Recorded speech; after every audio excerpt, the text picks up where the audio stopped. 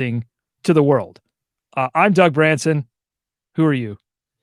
David Walker, Doug, you know that we know each other. This feels like we Oh, just stepped back that's into this right. microphone booths. And this is not a serious Hornets podcast.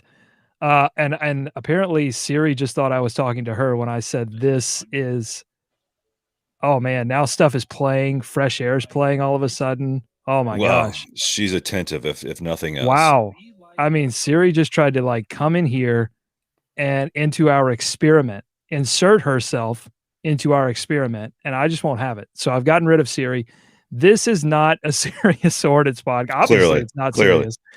serious. This is really, David, an experiment for us. It's a way for us to get back on the microphone. You and I have spent a lot of time away from the microphone for a variety of reasons, which I'm sure we probably won't get to at any point during this episode or maybe even the series. But just know that we spent some time away from the microphone. Now we want to come back. We want to talk about the Hornets, but we want to do it, I think, David, in a way that kind of fits our personality. It's the way you and I used to do the show or started to do the show when we did it as High Talk Live and then Locked On Hornets. And we wanted to do a weekly show for our Patreon members. It's going to be publicly available to everyone, but it is Patreon supported. And we wanted to do it in a way that we could talk about whatever we wanted to, essentially, along with the Hornets. Yeah, exactly. We have a lot of interest, Doug, and the further that you've moved away, I feel like our texts our texts are livelier. You know, there's more energy in them. So this is a good way to come back and do things. Obviously, talk Hornets are our roots, right? We can't deny that. We can't just not talk Hornets, but we have so many other interests. I mean, we are just men of the world, locked in our houses, but still, we look at other things. So I'm excited to talk about them. That was a beautiful phrase you just put there. We are men of the world locked in our Locked in our houses. houses, yes. We do have a variety of interests. We love basketball, we love television, we love movies, we love shoes, we love food. And so we're going to talk about all of that along with the Hornets. You can see our logo there in the upper right if you're watching the video, or if you are tuning into the podcast, you can see our logo. Very crudely made, which is how this show is going to be, honestly. I wanted the logo. I did not want a professional looking logo, so I made it myself. Yes. Step and one. Yeah, and I wanted it to be not serious, because you can come here to this podcast, you can have a good time, we can talk about the Charlotte Hornets in a way. Look, we like stats. We're going to talk about some stats, but we're also going to have fun, because the Hornets, watching the Hornets, David, all of a sudden is a very fun enterprise. Yes, and that's what I keep saying. And, you know, I have jumped on to Locked On Hornets every once in a while, as you know, Doug. You're listening in. That's the thing that keeps coming back to us, right? Like, okay, so let's take a step back. Doug, how many times during our days at either Hive Talk Live, Locked On Hornets, were we just saying, look, this isn't, don't make this complicated. Just put a fun product on the floor. Okay. Right. It's not as easy as it sounds, but don't worry about everything else. Just make it enjoyable. Just make it fun. And now the Hornets are, I think, widely agreed to be the most fun team in the league. It doesn't seem real, but it's amazing. Yeah. Well, listen, David, I don't think anyone would describe the past decade or so, a little more than a decade of Charlotte professional basketball, as like overthought. That's a fair point. Fair point. But you're right. It wasn't, it was around, you know, sometimes when you try to put a product on the floor that you feel like in the NBA can, you know, quote unquote win, you don't pay attention to the fun factor. And I would say Charlotte basketball in general has avoided players that would cause a ruckus, would cause some maybe controversy. And sometimes that controversy and ruckus is fun, but also winning is fun. And so, you know, we've got a combination of things going on right now where you have players that are just are playing winning basketball, and they're beating really good teams right now, but they also are doing it in a way that can be described as just viewing it as fun basketball. And so really, I think we're doing this podcast, sort of the why behind this podcast is because we feel like there is a market to talk about Charlotte basketball in a fun way. And I will say too, let me note this, because I still am a part of the Locked On Podcast Network, and I work very closely with Walker and Nada still to help Locked On Hornets. We're not competing with Locked On Hornets. No, no, no, This no. is a weekly show. It's really made for video mostly, and we're just doing it in a slightly different. So if you want like daily in-depth coverage of the Charlotte Hornets, definitely don't only No, listen to this no, podcast, but do no. listen. Yeah, yeah, yeah. If you want breakdowns, if you want smart basketball talk, you want to head over to Locked On Hornets. If you want basically, and Nada will love this, if you want the inside the NBA version of that, like this, just nonsense, a few facts here and there, but mostly arguing just to argue. Right. Just we don't argue that much, but you know what I'm saying. This is the spot for you, and we'll talk about some other stuff. That's right. And so instead of we've spent, I think, almost 6 minutes talking about what we're going to talk about. So I think we should go ahead and start doing this show. Going to be a lot of segments in this show. I'm just going to prepare you for that. We want to do as many segments as possible in the short amount of time that we have to do this show. But before we do that, let me just mention this show is listener supported. Your contributions on our Patreon page, which is now patreon.com/Hornets pod. Could not make that any easier. Patreon.com/Hornets pod. Help us keep making this show. It costs money to do the live stream and the equipment. And so all of that money helps David and I continue to produce this show. So please head over to patreon.com/Hornets pod.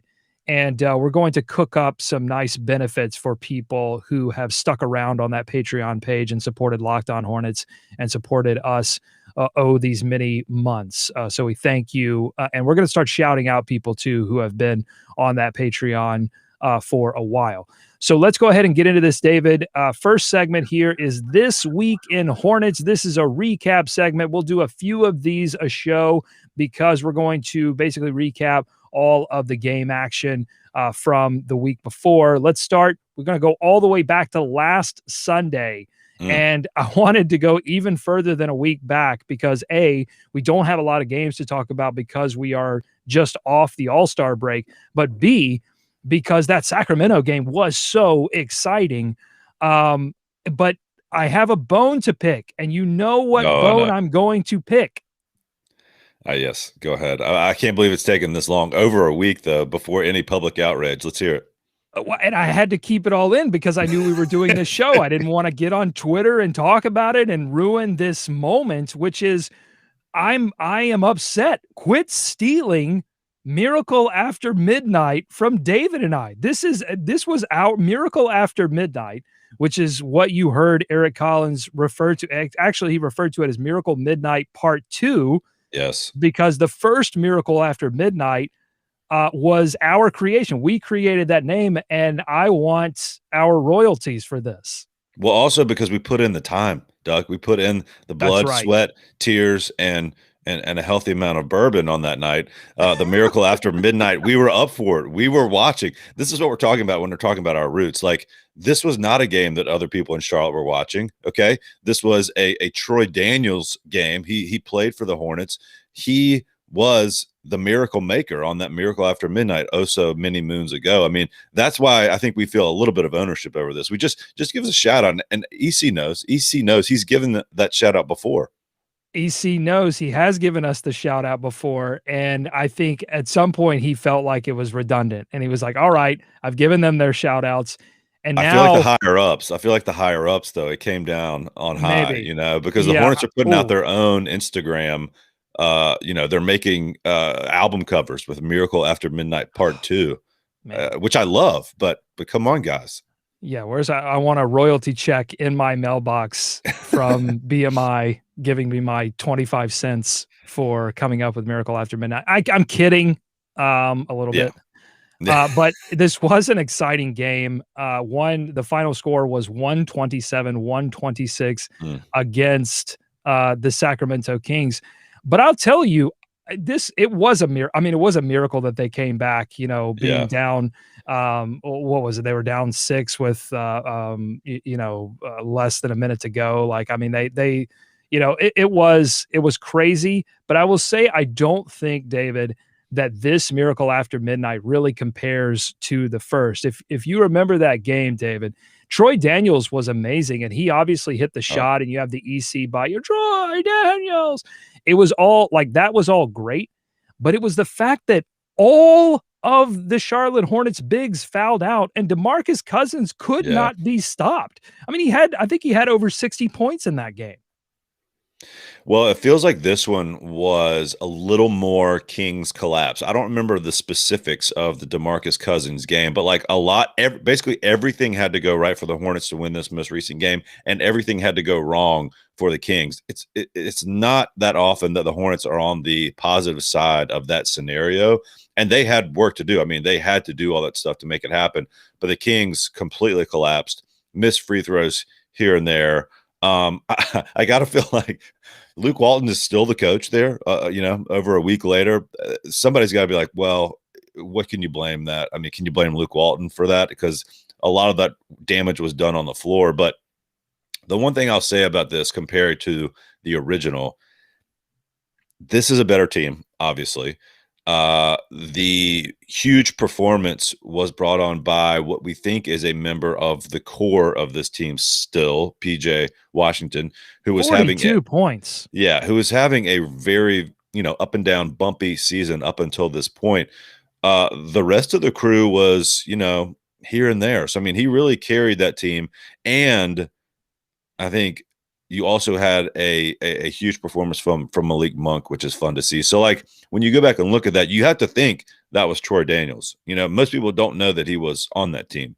And so you have two key cogs contributing to this comeback. That's why, it may be a little better, recency bias aside, it may be a little better than the original. All right, do you want to walk down memory lane for a moment? Yeah. So the original Miracle After Midnight was on January 25th, 2016. The Hornets defeated the Sacramento Kings 129-128 in double overtime. That's another thing. Okay. This game didn't even go into overtime, much less two overtimes. The starters for the Charlotte Hornets, Kemba Walker, who played 45 minutes in this game, Jeremy Lin, who played 50 minutes in this game. 50 minutes, my goodness. PJ Hairston was your starting small forward. He did not have 42 points. He had 5 points. Marvin Williams at the power forward position, and then starting at center, Spencer Hawes, who got in 30 minutes. You mentioned Troy Daniels, 31 minutes off the bench, 10 of 15 from the field, 8 of 11 from three, 28 points in this game to go along with 7 rebounds. But here's why it's the miracle.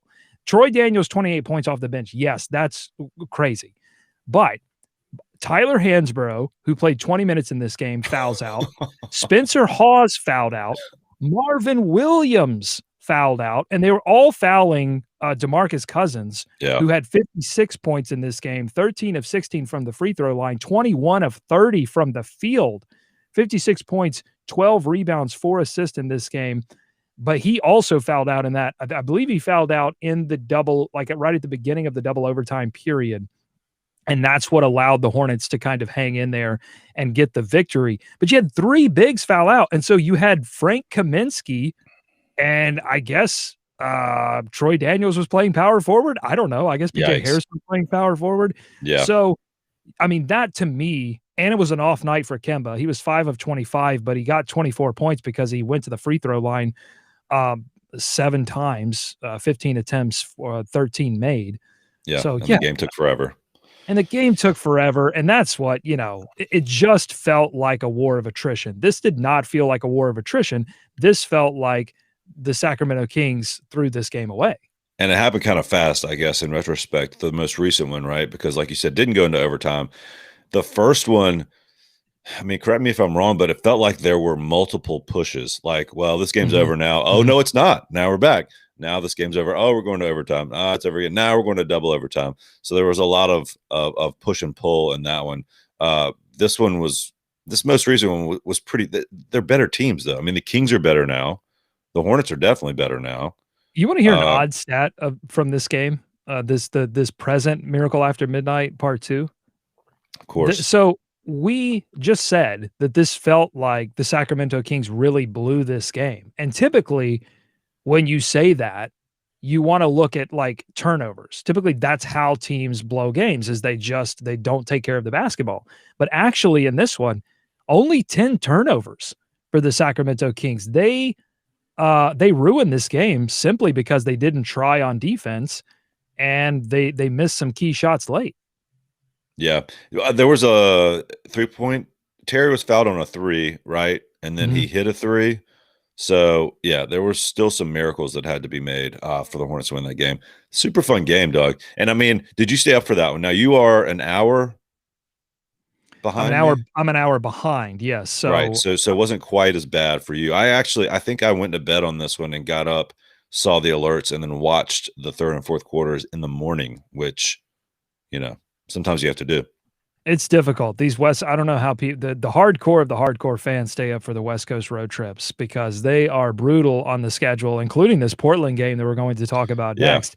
A 10:30 Eastern tip. That's ridiculous. That's I mean, insane. That is I'm trying to hit the hay at around 10 o'clock on most nights. Oh, So a man. 10:30 tip, you're already half an hour past my sleepy time.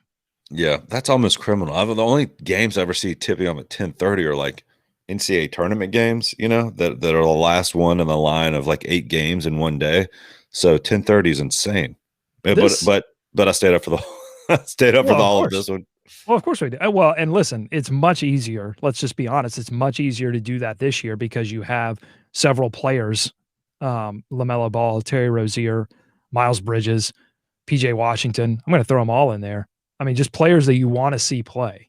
So it's a lot easier when back then it was just Kemba. All right, what's Kemba going to do? Right. So And this was I a have a LaMelo game. This was a LaMelo game. I have a question though before we get into the stats. Why do West Coast people get morning football, which everybody loves? They're like, "Oh, I love little brunch and football."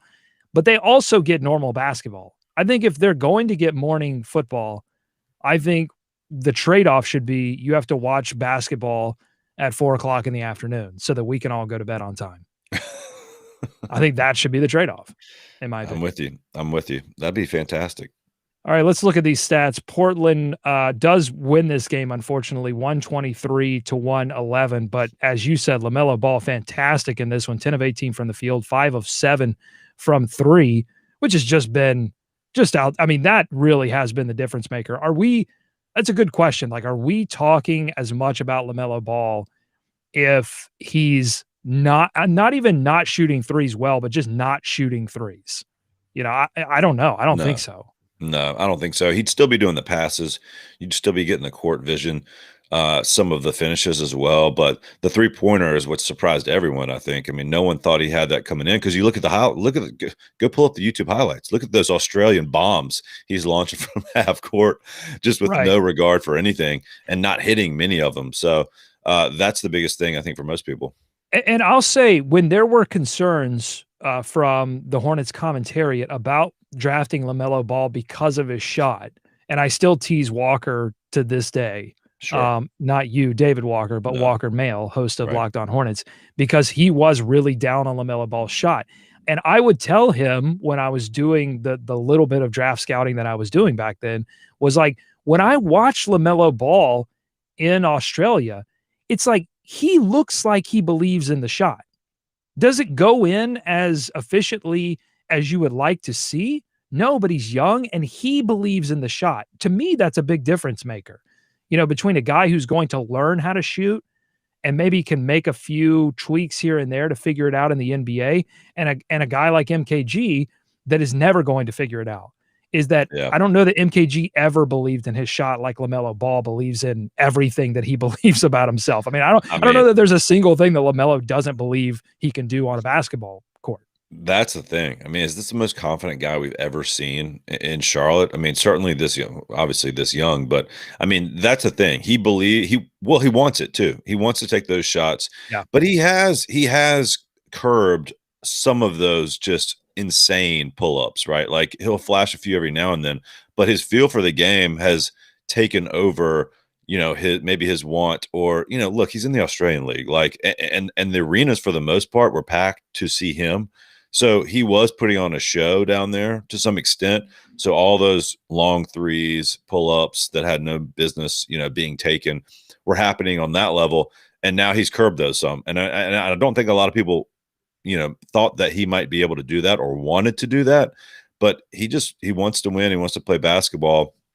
And I think that part of his game, reining that in, has been big for him too, because he's picking his spots a little bit better now. And I mean, but it's just crazy. He makes the right play, 90% of the time.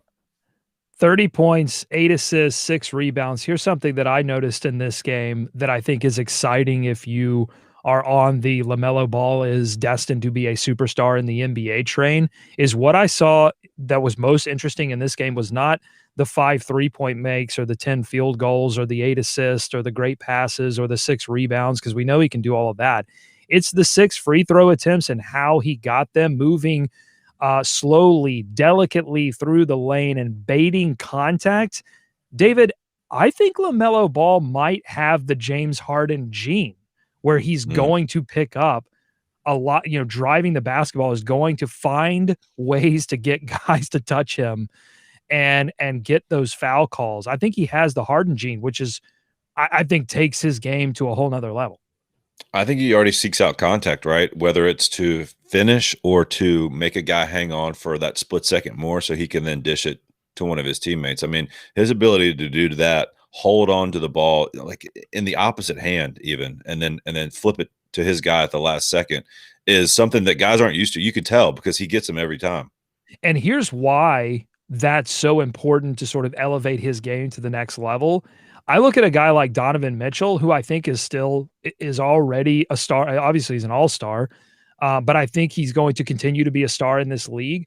But you saw him drive the lane and almost like a ballet dancer. I mean, it just looked so elegant and beautiful the way he would do these spin moves in the lane. But it was too good because he was always avoiding contact and he didn't get fouled a lot. And I think it allowed teams to adjust to him in a way that limited him in his, in his second. I'm getting choked up just thinking about that Donovan Mitchell could have been in a Charlotte Hornets. Oh God, not again. No. So, but it was almost too good. He didn't get a lot of contact and you saw defenses adjust to him. This to me signals, David, that defenses are not going to be able to adjust to LaMelo Ball in that way.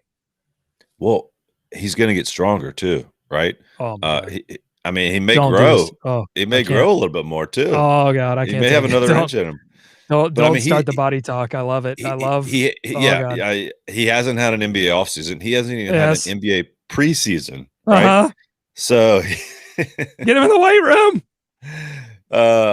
And that's going to be something when he starts actually finishing through people or over people. I mean, that's going to be another segment to his game. That's the thing. He's still got areas to improve, and he's already got the shot. I mean, at this point, you don't touch the shot. Like, you don't mess with that, right? Like, well, he's not going to let you.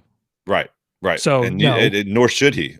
No, yeah. The team's it looks funky, but who cares? He gets it all. Yeah, it goes in. You know whose shot also looked funky? Sean Marion. Was a great shooter. Reggie Miller. Larry Bird. Was a fine shooter. Okay. Yeah, Larry Bird had a weird shot. Look, I'm going to go back to one of my favorite Roy Williams coach quotes of all time. He said, David, the game is simple. Put the ball in the darn hoop. And that's what LaMelo Ball does. So, of course not. You don't touch the shot. That's what I'm saying. He believes in his shot. And that's what differentiates him. And maybe he makes minor tweaks as defenses adjust to him. That's what I was going to say. I mean, there's going to be some adjustment, right? Like, there's going to be some adjustment. But the thing with that shot, and then we can probably jump off the Portland game because it was about all LaMelo. But he must have developed that shot because he was playing high school when he was like 12 years old. So he's playing on the varsity team trying to loft shots over, guys that are in high school. They're 6'5", 6'6", 6'7", whatever.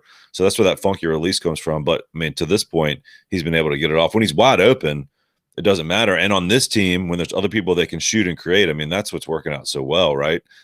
He's going to find himself with that opportunity more often than not. And if you don't pick him up when he crosses half court, he's a threat to shoot it there too. So, he was special in this one. And that's what kept you up. That's what not to mention the Melo v. Melo.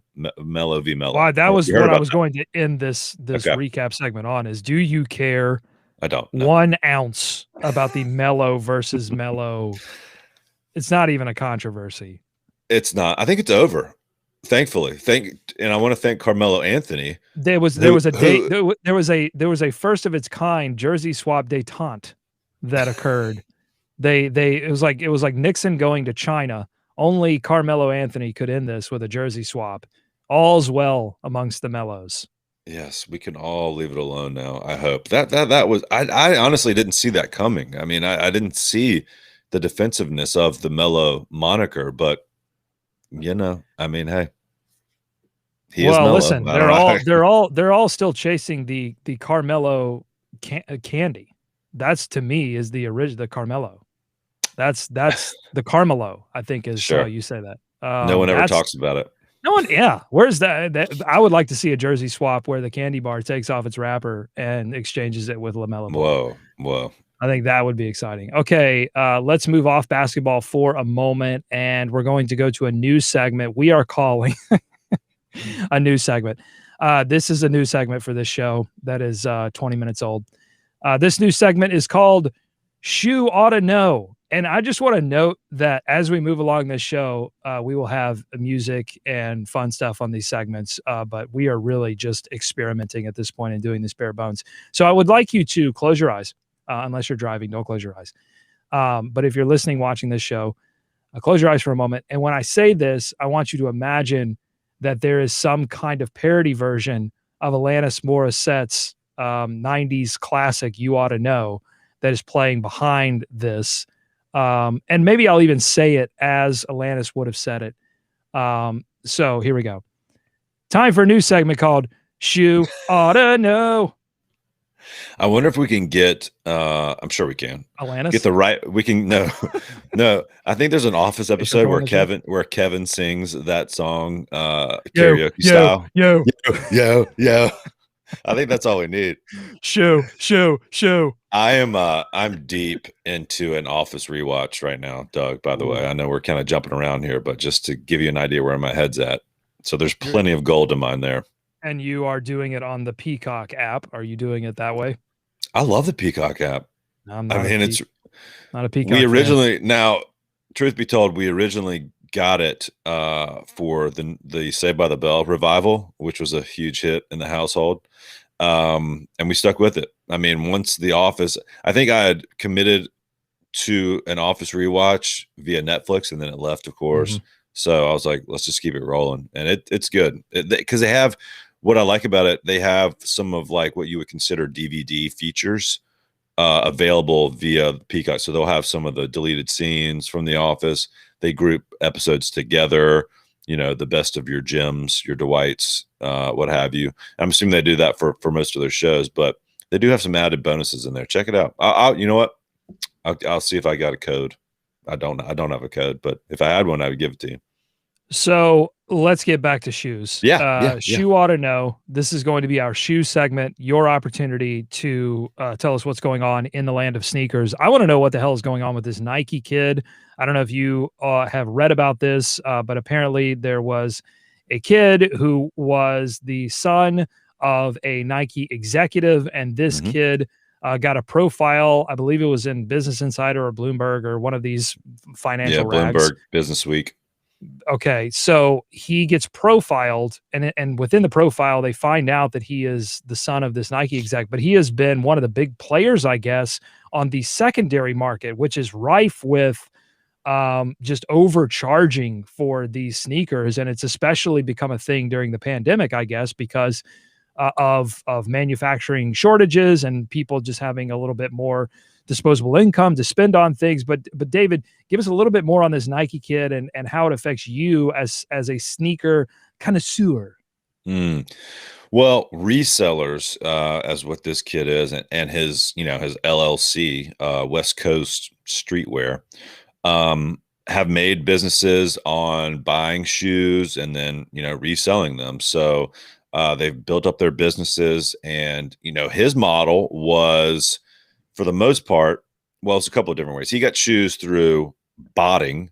And so bots are that's not botting, it's botting, right? Botting, yeah. As in roboting. Exactly, robotics on the computer, as it were. So basically, robots are the bots. Oh, actually, it's computer, not computor. Right, computor. Um, the bots basically, when there's an online release, if you had a bot running, Doug, it could go in there, snap up a bunch of shoes faster than humanly possible. So you can, and none of this is like exclusive to West Coast Customs or Joe Hebert, which is this kid's last name. And bots just help you buy shoes at a quicker rate, at a larger volume. If you have one of these running on your computer, that's what it allows you to do. I just want to say what I just want to stick my head in here for 1 second, Yeah. because I just want to say that a lot of people hear what David just said and they get angry. They say, "Oh, it's not fair using these robots to acquire these shoes." But I would say I would much rather the robots be doing this than some of the stuff that I see Boston Dynamics doing. Like I love the idea of a robot in comparison to a robot breaking down my door and killing me, Sure. and ripping my body limb from limb, as part of a robot revolution. I think in comparison, buying up these shoes, not as big a deal. Go ahead.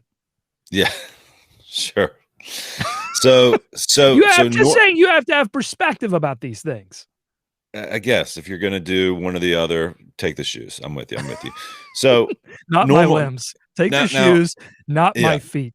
Now, this sounds great. Like if you were a person that was interested in buying shoes on the regular, weekly, you may look into having a bot. I've looked into what goes into having a bot. It's a lot more in depth than I was willing to go into. I think you have to know, some coding here or there. You need a server. It's a lot more involved than So just you can build your own bot. Yes, than downloading, an extension, Google Chrome extension, and then firing it up. That's an interesting question, David. How far were you willing to go? Like, what was your Not very far. At what point did you say, okay, that's it? When it was like, it's not as easy as downloading an extension to Google Chrome. That's basically when I was out. But, some of these people charge thousands of dollars for bots. And, if you're going to make your money back in a couple of weekends, it's worth it. Now, what happens when you build a bot to build bots, and then there's a scarcity on the bots that are built, and then the bots buy all of the bots to buy the shoes?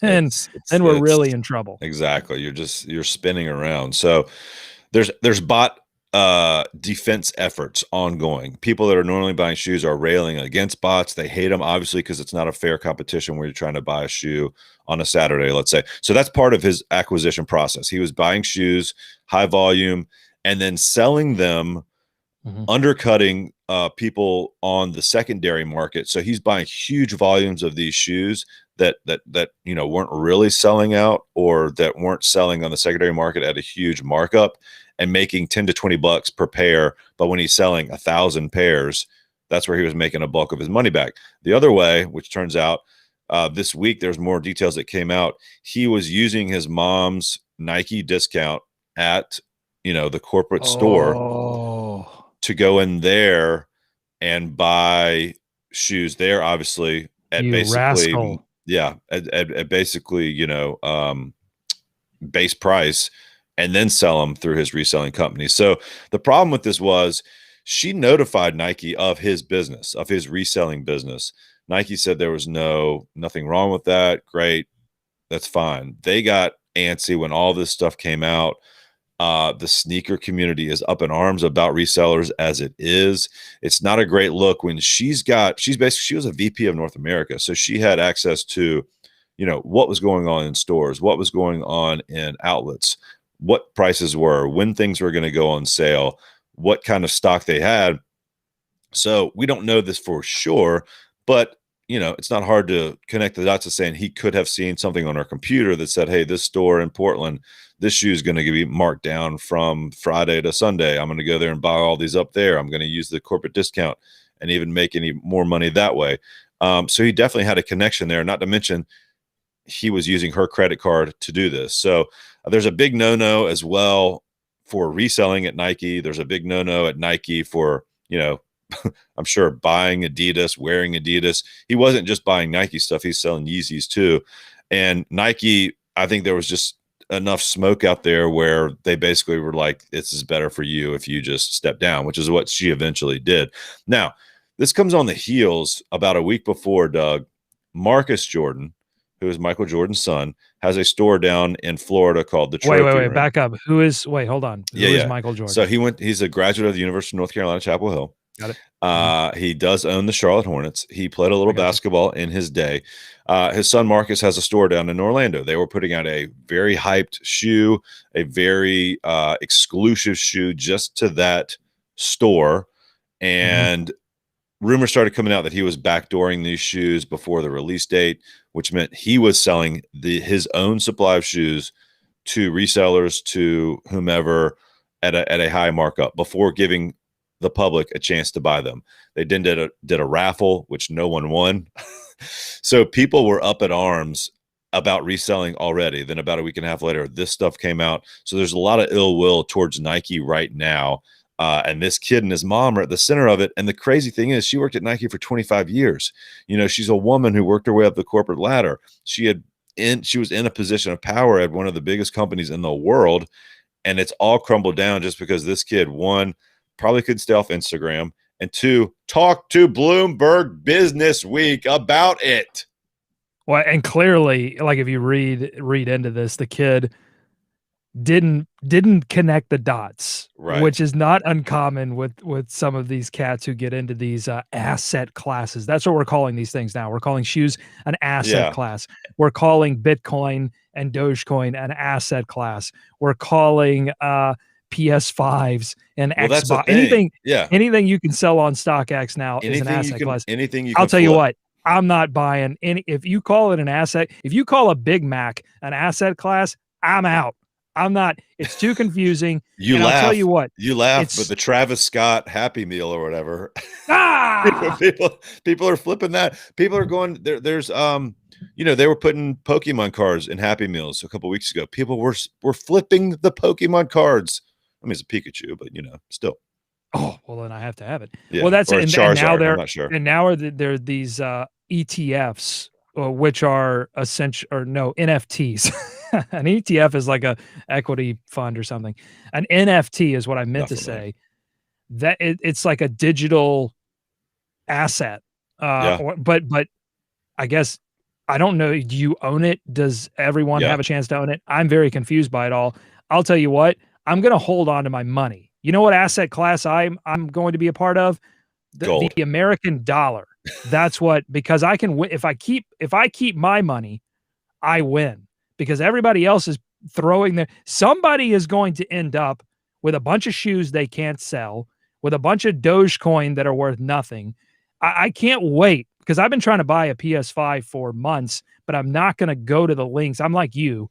I'm not going to, there's a limit to how hard I'll work for something, because I can wait for it. But that's the other thing. Yeah, he was into flipping PS5s, which a lot of people are. I've tried to get. I was actually lucky enough to pre-order one, Doug, so we got one for Christmas here. But Bastard. Yeah, I know. I never played the thing anyway. But this kid, and just to jump back in for 1 second, Doug, there's, you go on Instagram and you see people posing for the clout, for the gram, and that's the kind of the sad thing to me in all of this, is that that's clearly what he was going for. He was a freshman at Oregon. I mean, if he wanted cool shoes, his mom was a VP at Nike. He could have had every cool shoe probably for him and his friends, right?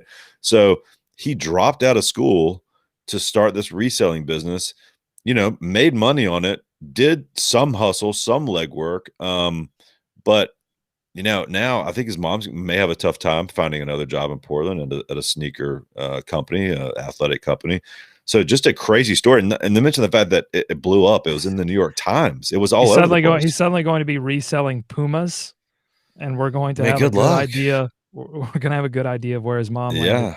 Yeah. But that's the thing. I mean, I'm not crying for this kid. This is not an entrepreneurial story. This is not someone he was putting himself up as made from the ground up. Yeah, and that's ridiculous. This is not Bill Gates and Steve Jobs in their garages building computers. This is him in his mansion living room using a discount code. Like Bill Gates didn't use a friggin' discount code to build the computers and the software. So get out of here with these entrepreneurs Oh, yeah, I think I just created a word. I like that. I was gonna I'm say pretty that sure I'm sounded too pretty sure I good. didn't. I'm pretty sure I didn't, but I'm gonna Okay. pretend that I did. Okay, we've ranted enough. That was, "Shoe Oughta Know." We're gonna do that, pretty much every week. Now it's time for me to test my ability to play a video clip via this, service that we're using in a segment we're calling "No Context EC," AKA Eric Collins, "No Context Eric Collins Soundbite." Let's And Terry's got to be careful. He's already got one technical foul. Yeah. There it was. I don't know It if the worked. audio I don't know if the audio played. Did you hear it? Did you hear the I heard audio? it. I heard it loud and clear. I've heard Okay, that one no con before. we can't give any context. We just have to play the air. That's the rule of Oh, this okay. segment. We don't get to talk about it. You heard it. That was the no context Eric Collins soundbite. Eric, if you're listening to this, we would like our royalties for Miracle After Midnight. Okay. Next segment, we're going back to this week in Hornets. Final game to cover here at Minnesota, the end of the merciful end of this road trip. They actually played at a decent hour. It was 7 o'clock my time, 8 o'clock your time. Thanks be, they're done with this. It was a brutal West Coast road trip, but David, the Hornets, I think, in the biggest development of this entire season, other than LaMelo Ball, is that they survived this West Coast road trip that typically consumes this team. Yeah. When I try to go back and look, I'm sure you could do some research, maybe get a bot involved. But when's the last time they did a West Coast road trip and finished 500? I mean, we always used to talk about that. That's the goal. That's what you got to shoot for, and they actually did it on this one. So I don't know when that has happened. Certainly not with the momentum this team appears to be building. No, and it was a full team effort in this one. 31 points from Terry Rozier, 6 of 12 from three. You got 23 points from Gordon Hayward off this injury. He's getting back into his stride. Didn't hit any three-pointers, but did have 23 points, 9 assists, 5 rebounds. And you got 19 from LaMelo Ball. You got 16 from PJ Washington.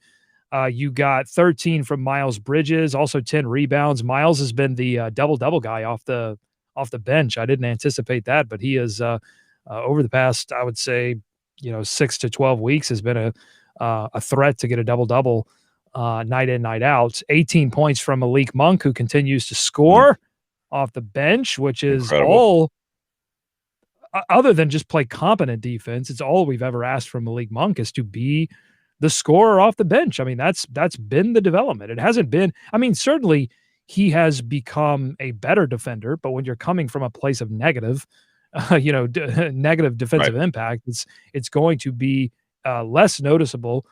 But the real difference has been the fact that he's been able to score consistently for the Charlotte Hornets. Consistently. And I didn't think it was going to happen. I mean, to be honest, at the beginning of the season, I was like, why are people still talking about Malik Monk? Like it's done. It's over. It's his time here is finished. Something's going to happen. It's done. I mean, I really thought he had lost it. And so kudos to him for coming back and working. And it sounds like, that is real. Like it sounds like from what he said, he's put in the time or locked in a little better. But for whatever reason, he's been able to produce on the court. And you're right, that's all we've ever wanted. You saw it in flashes, but to be able to count on that, I don't think I ever thought they would be able to count on Malik Monk for consistent production.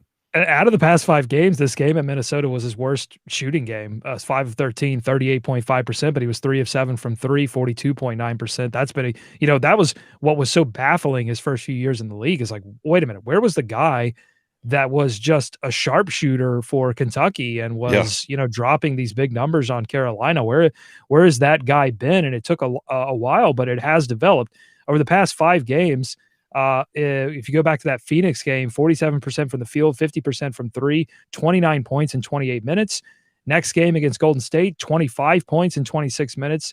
At Sacramento, he played a little bit more, 31 minutes, 21 points, 47% from the field, did miss all 7 of his threes, but made the key bucket to win that game and won the 3 the hard way. And then 19 points and then 18 points at Minnesota. So again, you're seeing that consistent production that's approaching 20 points a game off the bench. The turnovers are going to be what the turnovers are. The defense is going to be what the defense is. But you're getting something from him that you're not getting from anyone else on the bench, and that means more playing time for Malik. Yeah, it's really a huge part of what this team has become, because you got another guy that can come in there and score, especially off the bench, right? Especially the two guard spot.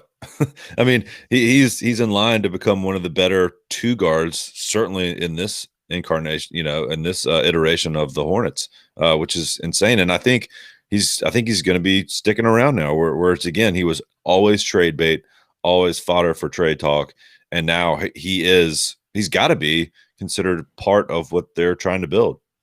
Okay, let's move on to the next segment. We're calling What Drove Me Off Twitter Last Week, because it's always something. Internet culture it's not subculture anymore. Internet culture has become culture. It and it's moving so quickly that sometimes it's hard to keep up.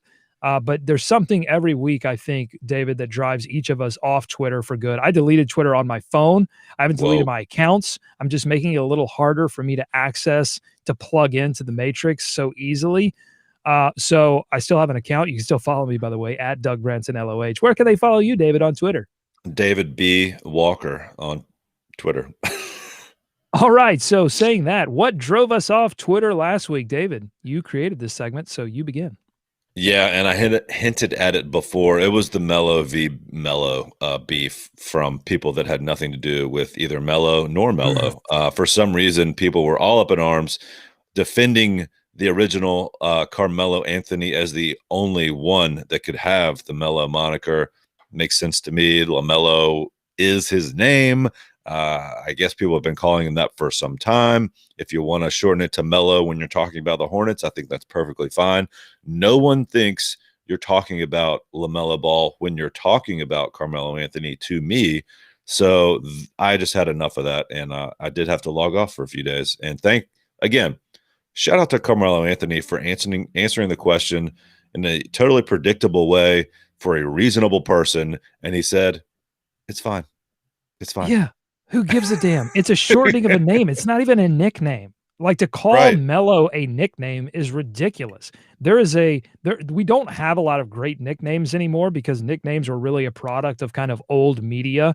Now everyone has handles. So, we kind of associate people with their social media handles now, but we don't have those great nicknames that originated in newspapers and short monikers to refer to people. So yeah, who cares? Who cares? Who cares? I have no idea. What drove me off of Twitter was just Twitter this week. I just it was just too much. I just needed a break from like the plugging in. So Twitter, The Bachelor, keeping up with all of that because my wife keeps up with it. And Bachelor and politics have become basically the same thing and intertwined. And to we should say we couldn't have had this segment for the last 4 years, because it would have been the same.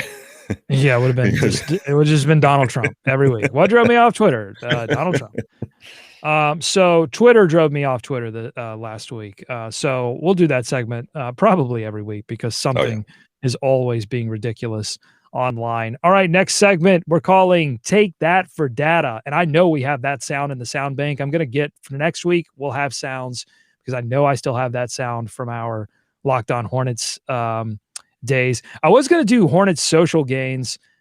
So talking about where Hornets land on social media in terms of their following and see where they increase, because I just think that's an interesting number. I think it's always going to be LaMelo Ball out in front, at least for a little while. But I didn't do that. So we'll do that next week. I did want to talk about how much screen time the Hornets are getting, aka how much run they're getting in a week. So we had 3 games this week. I was surprised that PJ Washington led in screen time. He was on our screens for the most time this week, 34.4 minutes per game, followed by LaMelo Ball at 32.3 minutes per game. And then Terry Rozier and Gordon Hayward tied at 31.5 minutes. But PJ Washington, I guess maybe a lot of that had to do with that 42 point game. Yeah, and no Cody, right? I mean, I guess he's going to fill in a little bit. So I am tired. I am tired of Cody Zeller being the most important piece on this team. Aren't you tired of that, David? It's a problem. Aren't you tired of that? I think there was I believe it was the game against Sacramento, if I'm not mistaken, where they started a super, super small lineup. It was one of the games like shortly after um, Cody Zeller got hurt again. And I think that Borrego was trolling the front office. I can't prove it. I have a feeling like that lineup to start the game where you essentially had a Martin twin playing center was just like, get me a center that I can play. I think that's what that was. It's truly incredible, but I think of all the years that Cody Zeller has been the most important player on the roster, I think this is the most important player or time he's had, because that drop from Biz, that's when you're talking about bringing people in, the Vooch trade, what do you do there? Andre Drummond, da da da. Like, it's pretty low. The bar is pretty low, right? Catch the ball. I think if you catch all the LaMelo passes, we can work something out. Got to get some guys that can catch the ball. I'm telling you, LaMelo is not long for Charlotte if we can't get players who can catch these passes that he's throwing. It's not just Biz. It's easy to pick on Biz because he traditionally has not been able to catch the ball. It's not just Biz. I've seen PJ Washington throw a couple in the trash. I've seen Miles Bridges throw a couple in the dumpster. You got to catch these. You got to catch these balls and cash them in. Do you think Biz had foresight and took that veteran role for LaMelo as soon as he came in? Because that was all the talk, right? Like, he's really put this guy under his wing, showing him the ropes.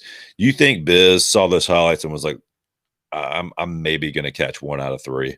I've got to saddle up to this guy. I've got to, imprint myself on his rookie year so that, there's not too much ill will when I bounce one into the third row off my knee.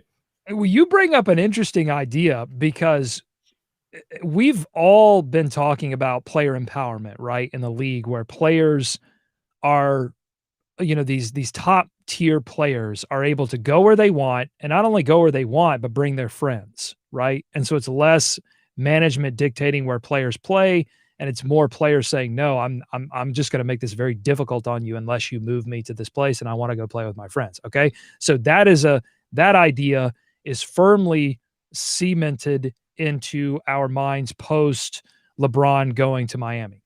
The interesting idea for me is that these sort of auxiliary players, these lower tier players, recognizing this and saying, hey, I should be friends. I should make every effort to be a part of not only the top tier players, but the up and coming players.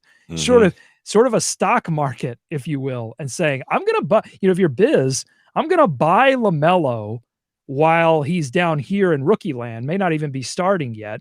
I'm going to buy some of that stock. And hopefully when LaMelo hits it big and moves on, I can get 1 or 2 more years, extend my career just by virtue of being associated with these players. You never know. If players aren't doing it, I would suggest it to all of them. If I'm their agent, if I'm the agent for, I don't know, just give me a kind of a random player, a Jordan Clarkson. I'm like, listen, saddle up to the best players in this league. Be their friend. Get them a nice car as a gift. Just and don't make them ask. They don't need to ask for it. Just do it out of the kindness of your heart. Yeah, that's like who was it in Chicago who was the Rodman whisperer? Was it like Jack Haley, or there was a guy that basically just got signed every time Rodman got signed, just to calm him down, just to have somebody to just run out in the parking lot with, and that was it. I mean, yeah. Any crazy stats that you've seen this week? I'll give you one. That Miles Bridges was the leading rebounder for the team this week. It's not really crazy. I mean, he's definitely been better at that. I just said he was a kind of a double-double. He's been a consistent double-double guy off the bench, especially in Cody's absence. I think he's stepped up his rebounding game. But just to see him, as the leading rebounder, I think it was one of my main complaints about Miles Bridges overall to begin his career was that, he was missing open corner threes. He stopped doing that. And he needed to contribute in one way that was outside of just standing around waiting on the ball to find him. And then, the occasional offensive rebound putback dunk that was, great for the highlight. But, he needed a thing. And I think his thing has become energetic rebounder. Oh, yeah. I think one stat, I don't have the specific stat in front of me, but the clutch numbers for the Hornets so far this season are shocking and surprising because this is not a team that historically has performed well in the clutch, has not been able to benefit from game-winning shots, has usually been on the other side of that, minus a few Kemba Walker hero balls. So the fact that they are able as a team to perform in crunch time situations is obviously one of the reasons they're doing well, but also another in a long list of what is turning out to be a surprising surprises in a pleasant season so far. So the clutch performance for me is pretty crazy. Yeah, I mean, listen, this team believes in itself. I think I've been saying they're going to be a 5 seed all season long. I still believe Ooh. that. I think they're going to I think they're going to work their way up into the 5 seed, and I think this is going to be one of the most dangerous teams in the playoffs because LaMelo's only going to get better. You're going to add Devontae Graham back into the mix. You assume that Cody Zeller gets healthy, or they make some kind of move for a center. And I'm on the Vooch train. I know a lot of people are not on the Vooch train, but I think he fundamentally changes the way you play offense. I think he surprised Steve Clifford with how Steve Clifford thought he was a terrible defender. He's not a terrible defender. He's not a great defender, but he defends enough that I think he can help. This team's not going to win on defense this year. Okay. So anyone that like tweets me like, well, he doesn't help us on defense. Nothing is helping this team on defense. They've got to fundamentally shift this roster in order to become a top 10 defense. That's not going to happen this year. If you want to win this year, Vooch is a great way to do that. And then you can build some defensive pieces around him using some of the younger assets or hoping that a PJ Washington and Miles Bridges continue to improve on defense. But I think that this team believes in itself in a way that is special, and I think that's why they should make some moves to get into winning time. Well, the clock's ticking, right? As we discussed too. LaMelo, tick, tick, tick. It's going to start being louder and louder the closer we get to next season too, especially if they do have some sort of playoff success. I mean, that is going to be. Let's go. We'll LaMelo, I'm not. I think in my heart, I believe he's going to leave only because I prepare myself for the worst. I know, but I don't live in hope a lot. But at least with the Hornets. Sure. So, I want this team to operate from that perspective. Okay. Really quickly, because we're approaching the hour mark. I want to talk about All-Star Weekend. Just let's go. Let's rapid fire. Everybody watched it. It really wasn't even a weekend. It was one day. Let's just go rapid fire thoughts. David, this is your weekend. You love All-Star, but it got weird because of the pandemic. It got super weird. I thought they did as well as they could with what they had going in. I will say the dunk they got to figure out a way to get actual All-Stars in the dunk contest at this point. I think that's the big takeaway. The dunks were actually really good, but no one knows who Cassius Stanley is. He went to Duke. He plays in the NBA. I had no idea he was doing the latter until he was announced to be in this game. And most people didn't recognize him if they didn't live in Indiana. So that's a problem. They've got to get all-stars in the dunk contest. LeBron, that ship has sailed. They got to have the Zions. They got to have the Jaws. They got to have people that people want to watch. That's why the three-point contest was so good. Dude, that's why even the stupid skills contest, which I actually enjoy, is good. You got faces that you recognize in there. So that's one thing that they just have got to figure out. I don't know how you do it, though. I think it's impossible. You're going to have a guy within the ranks say, listen, I'm going to be the first. We're going to make this thing cool again, and then we'll go from there. But what's the problem? What is no one even remembers the damn things. Why is it so uncool? Why are they afraid to go in? Here, would you like my counterpoint? Yes. To your argument that we need to get stars in the dunk contest, my counterpoint is no, we don't. I think I've been thinking about this a lot. I've been thinking about this a lot. I think the dunk contest at halftime with people we don't know is actually exactly what the dunk contest needs to be nowadays. It has devolved just like the actual act of dunking in an NBA game has devolved. It's not even as valuable as the thing that we should be making the marquee event, which is the three-point contest. That's where the NBA is now. If you want your all-star events, just like we have this kind of Hall of Fame debate a lot in Major League Baseball, is like, don't you want the Hall of Fame in Major League Baseball to represent the history of the game? By leaving certain players out, you aren't representing the history of the game. If you want your all-star weekend, if you want to look back on the weekends and say, oh, that reflects where the game is, then the three-point contest should be the marquee event. And it is, because that's where the stars are going. There is no question that what we saw on display in the three-point contest was the absolute best three-point shooters in the league all going at one another. That's not what we're getting in the dunk contest. I don't know why. I think if I speculate, it's because the dunk contest, there's this weird thing with the dunk contest where there's like some masculinity associated with it. Like if you miss a dunk, strange. You miss a dunk, you don't want to be memed. You don't want to look like a goof. And so I think I'm not going to speculate to why players did or didn't go, but you've seen the big stars like LeBron James avoid it because you don't want to lose. And it is so subjective. That's the thing, right? Because if the judges aren't helping. Well, that's it. I mean, if I'm LeBron, I'm like, I'm not going to subject myself to this subjective process. If you're Steph, you go, look, I either hit the shot or I don't. We're counting them. There are no style points. I either hit the shots or I don't. And if I don't hit the shots, no one's going to make fun of me because they know I shoot it well in a real game. And I could just say I had an off night. Right. I think maybe one way to adjust the scoring would be to let everyone dunk and then rank them, right? Give them a point value, because you saw what happened with Cassius Stanley. That dunk, that was the best dunk. That was the best dunk of the round, probably 44. So and maybe you wait first. Maybe you just rank them and do it that way. Let everyone dunk and say, "Ooh, that was," you can't accurately judge a dunk until you see what kind of contest you have, and you can't do that until you see what other dunks are coming. But I'm thinking about the other thing. Normally, this is on Saturday night.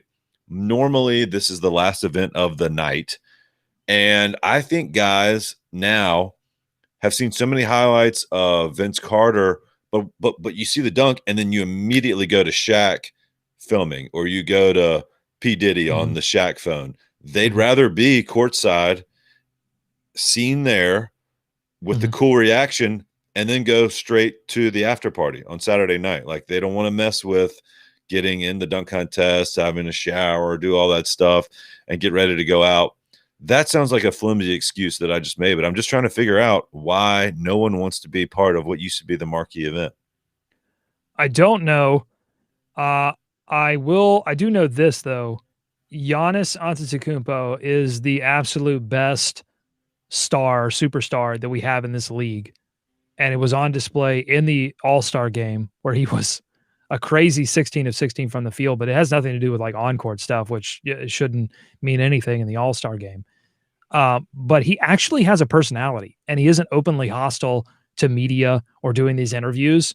It's what bugs me about so many players in the league is that they don't, because their images are crafted now online and not through these sort of major media things. They just don't sacrifice any personality, and they don't want to say anything weird, and they don't want to end up, they don't want to end up a meme. But Giannis isn't afraid of that, and he's just cool, and he has a personality, and I just love watching him in interviews and do well in the All-Star game. I agree. That's my thought. He's great. He's a great guy. Giannis. Any more thoughts on the All-Star weekend before we move on? No, it was super weird. I think they did a good job. I think the big miss on the skills was not having LaMelo there. I think he probably, I believe he was asked and declined. Yeah, which I don't blame him. No one should have gone down there if you only had one thing to do. I'm surprised those dunk guys even went, just to do that one thing. Listen, nobody cared about the All-Star weekend. If we're being serious, no one cared about the All-Star weekend this year. And I want to keep LaMelo Ball in a glass case and protect him at all costs.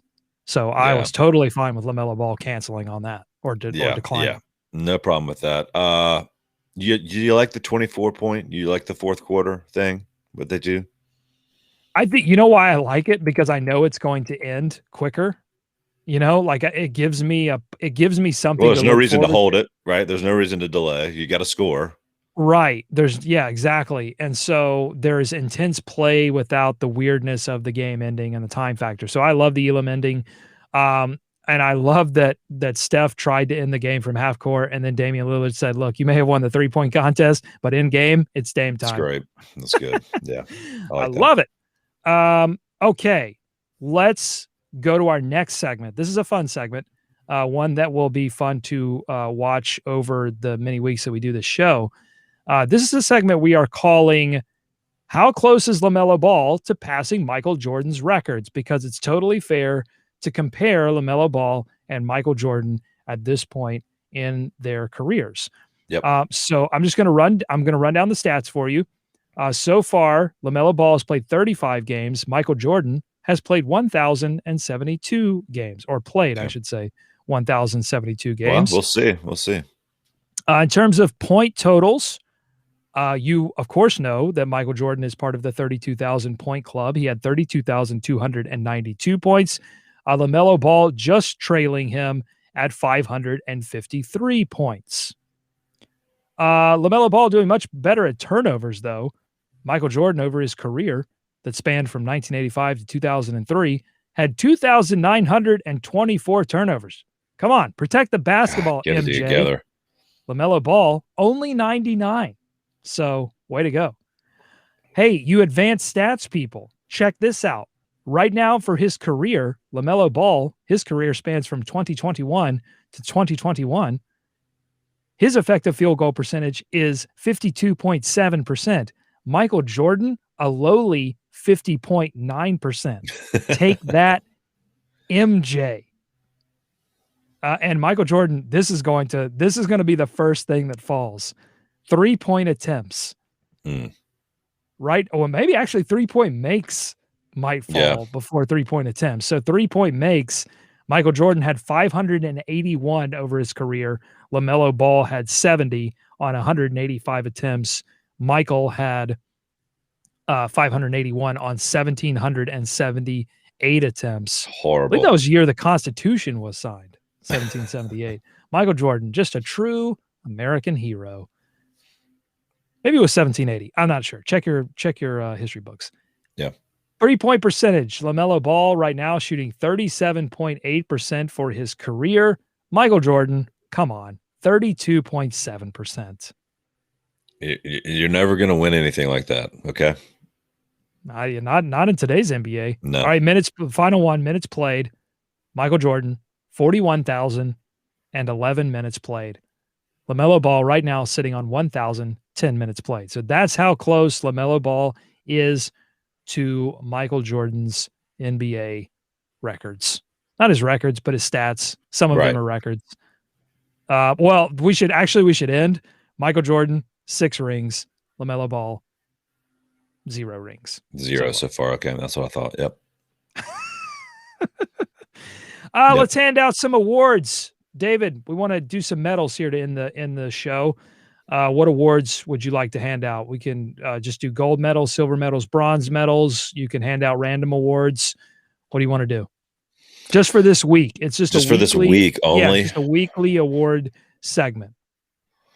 I'm gonna give a gold medal to Joel Embiid and Ben Simmons' new haircuts, because I'm sure they look good, but they did cost them appearance in the All-Star game. So, you know what? Maybe it was better off. I guess they were already in Atlanta, though, right? They were in Atlanta and they were quarantined, and then basically just had to stay in their hotel rooms, I guess. That's the Great Clips Award. They get the Great Clips Award for getting a haircut. Actually, so Great Clips, that it wouldn't be the Great Clips Award, because a Great Clips is a great haircut that doesn't cost you a lot of money. And this didn't really cost them money. It cost charity money. I mean, they can feel sad about that. It didn't cost them any money. So maybe it is the Great Clips Award. It was a great haircut. Didn't really cost them any money. Okay. I like it. Great. I just talked myself into it. All right. Great Clips Award. I'm going to give a Rick Astley one-hit wonder award to PJ Washington, who had 42 points early in the week, but then followed it up with a 3-point performance and minus 21, 1 of 8 from the field. Could not follow up that hit that he had with 42 points. He ends that Portland game with 3 points. So he gets my Rick Astley one-hit wonder award for the week. Anything else? I'll give a gold medal to LaMelo Ball. I think he gets my gold medal for the week.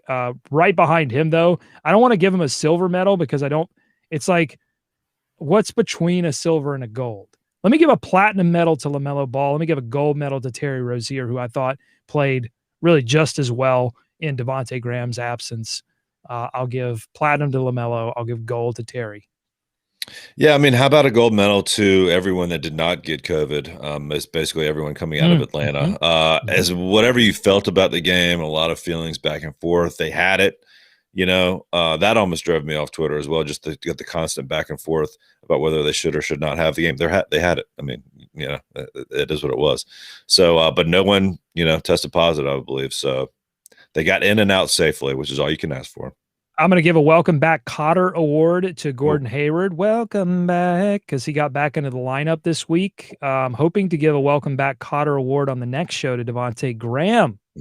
Hopefully they